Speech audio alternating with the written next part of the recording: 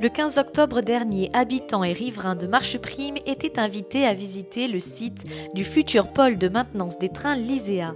Des visites qui ont fait le plein. Il y a eu beaucoup de questions de curiosité, tout simplement des chiffres, combien mesure un train, qu'est-ce qu'on y fait dans cette zone-là, plutôt des questions de curiosité. Quelques questions un peu sur le bruit. On a parlé effectivement du mur anti-bruit. Pour rappel, c'est un mur qui va faire 130 mètres de longueur. Quand je dis 130 mètres de longueur, c'est en totalité. Sur l'insertion paysagère aussi, puisque j'expliquais que le bâtiment va faire 15 mètres de haut, donc à peu près l'équivalence d'un immeuble de 4 étages. Et donc on me demandait est-ce que les arbres vont couvrir, et je disais qu'en partie, mais le site se verra quand même depuis la route. Et c'est pour ça qu'on a fait un important travail d'insertion paysagère. Une très belle ossature du bâtiment en bois, et c'est des choses qu'on a travaillé justement pour que le bâtiment se fonde au maximum dans son paysage. Pour rappel, le site s'étend sur 14 hectares, mais les visiteurs doivent encore faire preuve d'imagination pour appréhender les différents espaces.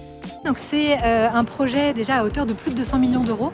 C'est le premier investissement privé de la région.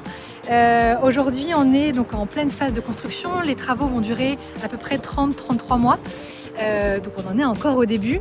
Et le site sera mis en exploitation fin 2027. Donc là, on arrive sur la zone du hall de maintenance.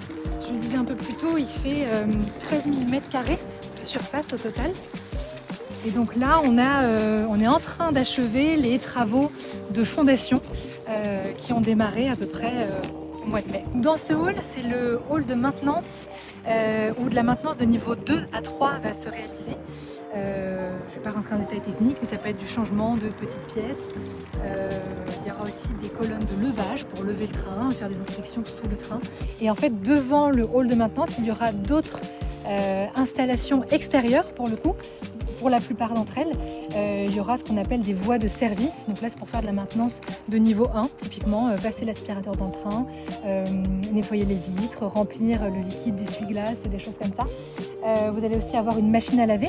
C'est une installation qui est plus imposante que celle pour les voitures, mais c'est la même logique. Le train rentre et puis il y a des rouleaux pour nettoyer le train. Donc tout ça se passera sur des voies extérieures. Et il y a aussi des voies, ce qu'on appelle de garage. C'est lorsque le train reste en période de remisage, entre deux périodes d'exploitation, il stationnera ici. Donc là, effectivement, il y a pas mal d'installations qui vont être présentes durant toute la phase chantier, mais qui vont ensuite disparaître.